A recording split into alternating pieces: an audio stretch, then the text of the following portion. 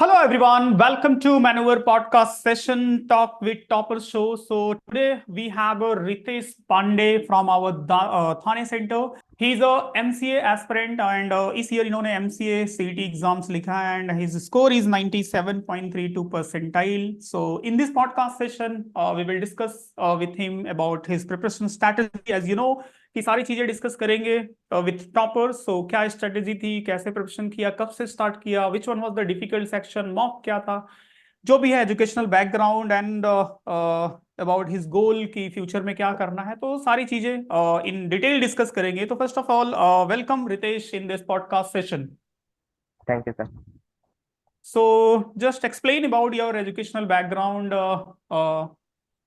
Hmm. I am from Maharashtra state से clear किया है एसएससी। 10th में 88% परसेंटेज था, 12th में 78। Now I complete BSc IT from BN Bandarkar college with CGPA 8.98 okay, CGPA. So basically what is your future plan?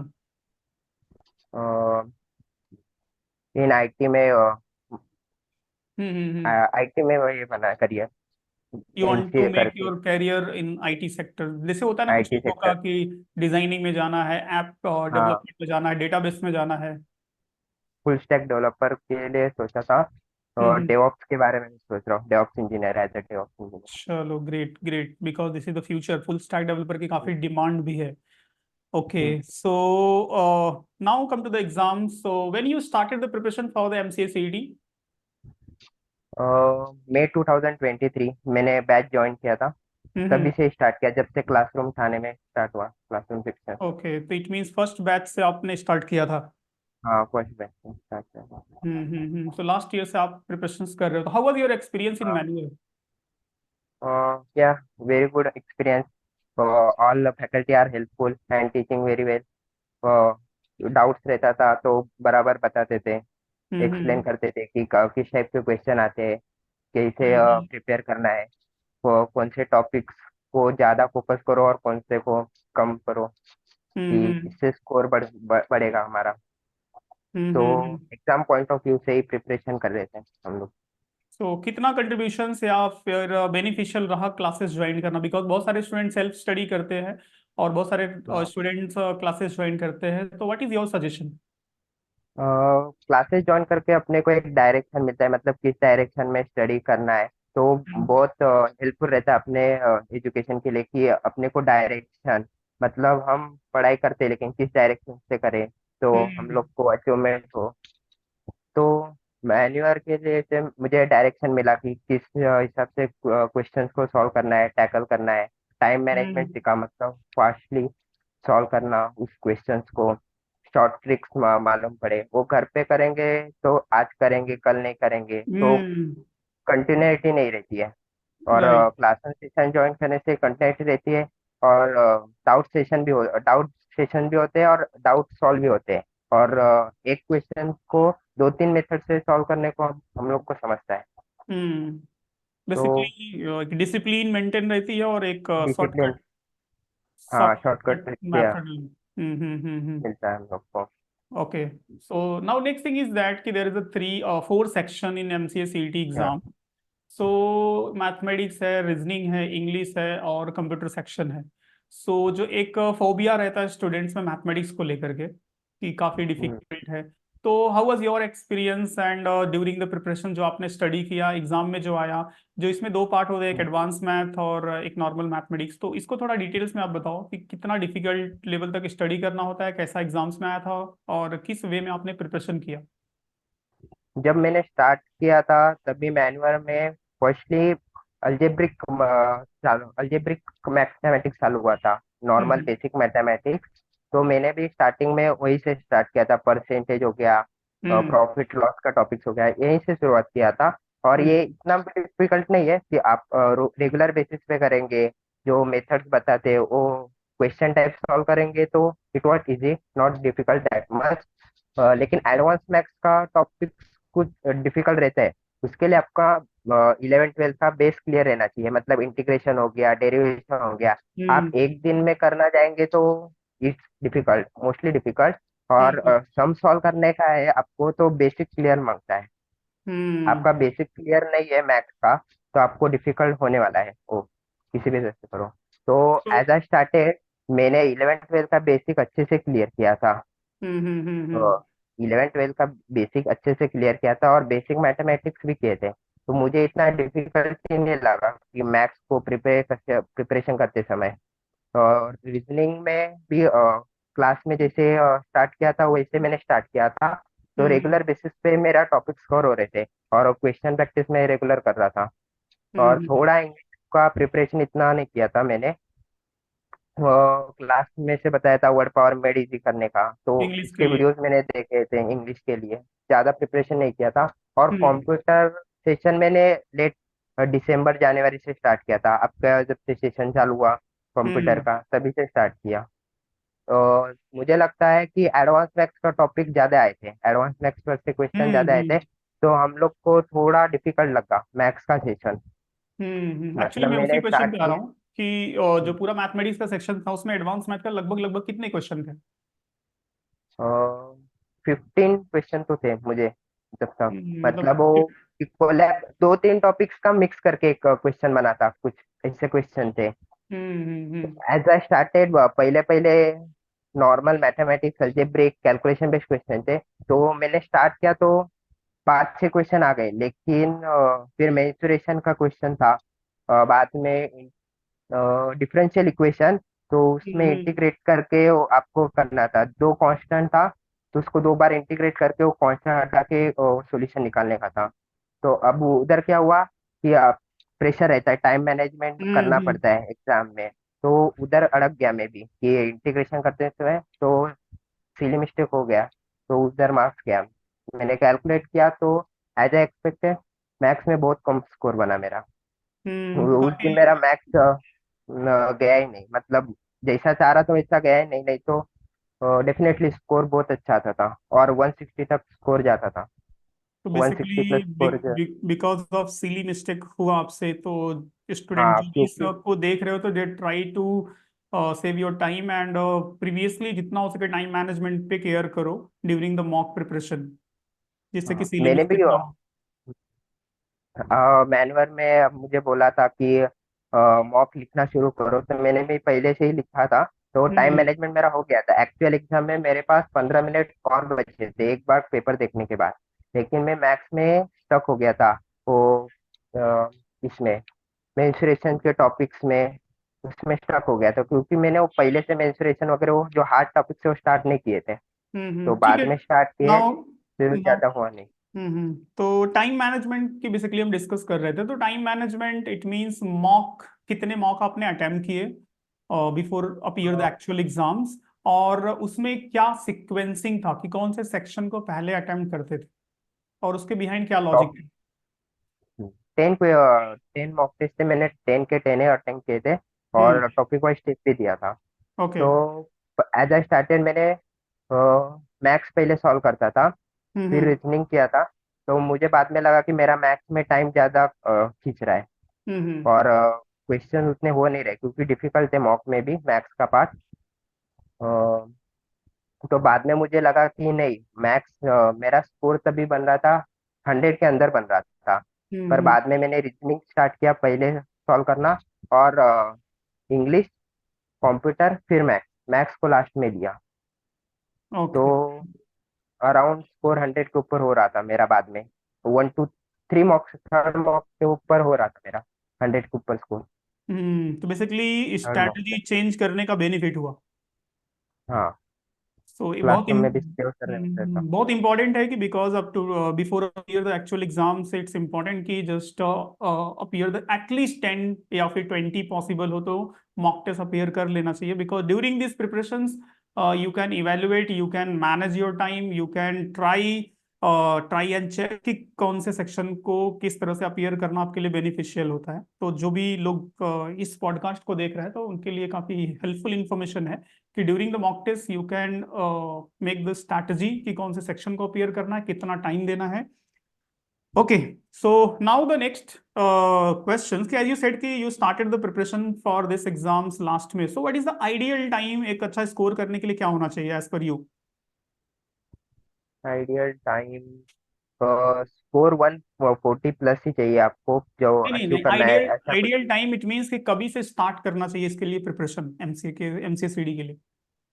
हम्म, अब वो अपने ऊपर डिपेंड रहता है, आपके पास टाइम है तो मई, हम्म एज आई सेड कि मैंने मई में स्टार्ट किया था, तो आप भी कर सकते हैं अप्रैल मई से। मतलब आप कॉलेज में जा रहे हो, थर्ड ईयर भी कर रहे हो, इसके साथ भी कर हम्म रहे हो, तो आप जल्दी स्टार्ट करो कि दोनों इक्वल इक्वल आप कर सकते हो। मतलब थर्ड ईयर हम्म की भी स्टडी कर सकते हो और वो भी कर सकते हो। लेकिन आपके पास अभी कॉलेज में नहीं हो, फ्री टाइम है, तो आप कर हम्म। सकते हो और ज्यादा टाइम भी दे सकते हो, तो आप लेट स्टार्ट किया तो भी हो सकता है आपका कवर। तो आप भी कॉलेज परस्यू कर रहे थे? हाँ, कॉलेज जा रहा था, हम्म। कॉलेज से क्लास नजदीक था, इसके लिए मैंने थाने सेंटर ज्वाइन किया था। तो basically what was your daily schedule, it means college के साथ डेली कितना टाइम देते थे स्टडी के लिए? डेली 2-3 आवर्स तो मैं देता था कि एमसीक्यू सॉल्व करूँ और जो क्लास में पढ़ा है उसको रिवाइज करूँ और कुछ क्वेश्चन सॉल्व करूँ on the hmm basis of कि टॉपिक सिखाए, शॉर्ट टिप सिखाए, उनको रिवाइज करना पड़ता है, क्योंकि रिवाइज नहीं किया तो फिर नया जैसा हो जाता है, हम लोग भूल जाते हैं, तो हम्म। कुछ मतलब नहीं रहता है। तो revision is very important during the study. During the preparation, so एक ये होता है कि जैसे बहुत सारे लोगों का या तो वर्किंग प्रोफेशनल हो या फिर स्टूडेंट हो, कॉलेज के साथ जो ये क्लासेस या फिर इसकी प्रिपरेशंस करना थोड़ा सा हैक्टिक हो जाता है। सो उसके because of that some time the people face the stress type of the problem. So is there any such type of the problem with you? There is no problem because it is smoothly working. 2-3 hmm hours is very sufficient. But I said कि मैंने advance maths में तभी focus नहीं किया, क्योंकि class में भी start late हो गया था, और हम्म मेंसुरेशन भी टॉपिक्स जो थे, 2-3 टॉपिक्स वो लेट स्टार्ट किए थे, तो उस पे मैंने फोकस नहीं दिया। हम्म। मेंसुरेशन एडवांस मैथ्स के टॉपिक पहले किए होते थोड़ा और प्रैक्टिस किया रहता, तो स्कोर डेफिनेटली और इंक्रीज होता। डेफिनेटली आपको ना, जो क्वेश्चन के टाइप से वो ज्यादा से ज्यादा सॉल्व करने हैं, तो क्योंकि राइट। समझेगा। उधर आप एग्जाम में बैठोगे, नए टाइप के क्वेश्चन पहली बार सॉल्व करने बैठोगे तो आपको टाइम लगेगा, और गलत होने की चांसेस भी बहुत हाई होते हैं। तब आपने उस हम्म। टाइप का क्वेश्चन मॉक टेस्ट में या किधर सॉल्व किया है, तो आप इजीली वो कर सकते हो और विद इन टाइम कर सकते हो। Correct correct, basically practice different type का after study, variety of the question का प्रैक्टिस इंपॉर्टेंट है, हाँ, जो यस, आपके वैरायटी पास ऑफ जो भी क्वेश्चन वेरी कंटेंट है। इंपॉर्टेंट। नेक्स्ट क्वेश्चन की एक जो होता है कि काफी अच्छे से प्रिपरेशन हो गया, पूरे साल प्रिपरेशन किया, बट जो डी डे होता है, एग्जाम का डेट होता है, उस दिन बहुत सारे स्टूडेंट्स नर्वस हो जाते हैं और एग्जाम के प्रेशर की वजह से, या फिर ड्यूरिंग द एग्जाम्स हो जाते हैं, कभी कभी बहुत सारे सिली मिस्टेक्स भी हो जाती है। तो ऐसा आपके साथ हुआ, या फिर इसको मैनेज करने के लिए any suggestion from your and? हाँ, नहीं, ये जब आपने बोला कंडीशन, ये मेरे साथ भी हुआ, क्योंकि मेरा ये फर्स्ट कॉम्पिटेटिव एग्जाम, तो इसके पहले मैंने कोई एग्जाम नहीं लिखा था कॉम्पिटेटिव एज सच। हम्म। तो मैंने स्टार्ट किया था, तो मैथ्स का सेक्शन हो फर्स्ट ऑफ ऑल आया था, तो 4 to 5 क्वेश्चन मैंने इजीली सॉल्व किए। उसके बाद मैंने एज ए सेड की डिफरेंशियल इक्वेशन का क्वेश्चन था, फिर हम्म मेंस्ट्रुएशन का क्वेश्चन था, उधर मैं स्टक हो गया था, तो क्या हम्म करूँ क्या ना करूँ। तो एज ए मैंने 2 मिनट का रिलैक्स लिया, और आगे आगे देखा नहीं मैथ्स, सीधा रीजनिंग पे गया, और हम्म रीजनिंग मैंने इजीली सॉल्व किया था। 30 में से 27 की 28 क्वेश्चन मेरे करेक्ट है इसमें से। और हम्म। उसके बाद इंग्लिश था। तो आपको विद इन अ मिनट आपको स्विच करना है, क्यों आप सोचते बैठे ये नहीं आ रहा है, उसके बारे में ज्यादा सोचेंगे तो आपका रिजल्ट पे अफेक्ट होगा फिर। बहुत इंपॉर्टेंट मैंने पॉइंट आपने रेज किया कि बेसिकली जानबूझ के कभी कभी ऐसे एक आध दो क्वेश्चन होते हैं कि जो स्टूडेंट को ट्रैप में फंसाने के लिए, कि इसमें हाँ, अगर ये से कोई स्टूडेंट स्मार्ट नहीं है तो फंस जाएगा। तो अगर से आपको लगता है कि क्वेश्चंस डिफिकल्ट है तो immediately just move on, easy questions को पहले ट्राई करो कवर करने का, चाहे जिस सेक्शन के हो, एंड फिर उसके बाद डिफिकल्ट क्वेश्चन पे मूव करो। अगर से हो गया तो विच इज फाइन, अदरवाइज तो कोई प्रॉब्लम नहीं है। तो ऐसे एक दो क्वेश्चन देख के आप उसको डिफाइन नहीं कर सकते कि पेपर इजी है कि डिफिकल्ट है, तो आगे बढ़ो और सॉल्व करो, हम्म स्ट्रेस मत लो वो एक दो क्वेश्चन के लिए। Overall if I will talk about all the four section, तो आपके लिए कौन सा इजी था, कौन सा डिफिकल्ट था? फोर्थ सेक्शन में रीजनिंग वाज वेरी इजी, और हम्म। मैथ्स का एडवांस मैथ्स का पार्ट डेफिनेटली डिफिकल्ट था। Okay okay. सो लेकिन जो पहले से जो प्रिपरेशन कर रहा है और सच टाइप्स ऑफ क्वेश्चन उसने सॉल्व किए, तो पेपर वॉज इजी, मैथ्स का सेक्शन भी इजी था तो उसके लिए। हम्म। लेकिन उस टाइप के क्वेश्चन सॉल्व नहीं किए तो डेफिनेटली हार्ड, क्योंकि टाइम कंज्यूमिंग था, लेंदी क्वेश्चन थे। और इंग्लिश के प्रिपरेशंस के लिए कोई स्पेसिफिक स्ट्रैटेजी और किस टाइप के क्वेश्चंस आए थे and how you tackle them? Grammatical question थे हम्म मोस्टली, और वोकैब के रिलेटेड क्वेश्चन थे, सिनोनिम्स थे, एंटोनिम्स थे, हम्म प्रोनाउंस वगैरह। तो आपको ग्रामर तो करना पड़ेगा इंग्लिश का बेसिकली। हम्म और as a word format easy was helpful, तो आपको पढ़ना पड़ेगा। तो राइट। आपको वोकैब ज्यादा से ज्यादा हो सके, और मैंने कुछ ज्यादा नहीं किया था इंग्लिश के लिए। हम्म। ओके। और काफी कुछ आपने इंफॉर्मेशन बताया कि it means when the student should to start their preparations and role of the mock test, role of the institutions. So finally suggestion from your end for the new aspirant, those who are planning for the next year. So उनको कब से start करना चाहिए, कैसे study करना चाहिए कि they can get a good score, 99.99 percentile, 100 percentile, as per your experience जो आपने पूरा during the 1 year आपने जो प्रिपरेशंस पे दिया एज वेल एज आपने एक्चुअल एग्जाम्स अपेयर किया, तो उसके according what is the final conclusion for the new aspirant? मेरे हिसाब से जो स्टूडेंट्स अभी मई महीने से मतलब पहले से स्टार्ट कर रहे हैं, उनको कंसिस्टेंट रहना है थ्रू आउट द प्रिपरेशन। ऐसा नहीं कि हम्म अभी 1-2 मंथ एकदम पीक पे रहे, फिर एकदम डाउनफॉल हो गया, तो उसका कुछ फायदा नहीं है। तो और समझो आपने लेट भी स्टार्ट किया, लेट स्टार्ट किया तो आपको फास्ट जाना है, वो पोर्शन आपको कवर करना है, तो इस हिसाब से चलो कि आपको रिवाइज भी करना है, और उस मेनी टाइप्स ऑफ क्वेश्चन, आपको variety of types of question solve करने हैं। तो इस करेक्ट। हिसाब से प्रिपरेशन करो। और anything else related to mock या फिर? डेफिनेटली मैनुअल के मॉक्स मैंने सॉल्व किए थे तो हेल्पफुल थे, उस टाइप ऑफ क्वेश्चन आए थे। कंप्यूटर के क्वेश्चन सेम सेम आए थे, कुछ एक 1-2 क्वेश्चन तो सेम टू सेम आए थे। Yeah, hmm. Okay okay. So basically as per your suggestion की जो भी अर्ली स्टार्ट कर रहे हैं, कुल मिलाकर के consistency is very important as well as the role of the classes is also important because you will get the right content right. Under the guidance of the faculty. काफी time saving हो जाता है, क्योंकि ऐसे आप खुद से करते हो तो उसमें कभी करते हो नहीं करते हो, एज वेल एज कि जो कंटेंट आप फॉलो करें इज इट रेलिवेंट और नॉट, ये भी बहुत बड़ा क्वेश्चन मार्क होता है, क्योंकि हम्म। इस स्टूडेंट एज में एज पर मी जो टाइम है वो बहुत इंपॉर्टेंट है। अगर से आपका 1 साल 2 साल खराब हो गया तो फिर बहुत पीछे चले जाते हैं, राइट? यस। तो टाइम बहुत इंपॉर्टेंट है specifically to make a career in any field, और specifically in this competitive environment, competitive exams के लिए। सो मेरा भी यही सजेशन रहेगा कि student those who are planning for the next year and उनके लिए तो as early as possible start करो, जितना हो सके कंसिस्टेंट रहो, रेलिवेंट मटेरियल को फॉलो करो and under the guidance of faculty preparation करो, तो डेफिनेटली काफी अच्छा स्कोर कर सकते हैं। Am I right Ritesh? Yes sir, you are Okay, right. so thanks Ritesh to come here to share your preparation strategy, your experience with our viewers. So जो भी students ये पॉडकास्ट देख रहे हैं उनके लिए काफी बेनिफिशियल होगा। सो कंटिन्यू हम न्यू टॉपर्स के साथ इस सेशन में मिलते रहेंगे, उनके साथ डिस्कस करते रहेंगे, उनसे रिलेटेड उनके एक्सपीरियंस को अंडरस्टैंड करते रहेंगे, which is very helpful for the student those who are planning for the next year. So continue इस सेशन को आप देखते रहो, एंड वीडियो अच्छा लगे तो लाइक कर लो, चैनल को सब्सक्राइब कर लो। Once again, Ritesh, thanks and wish you all the best for your future.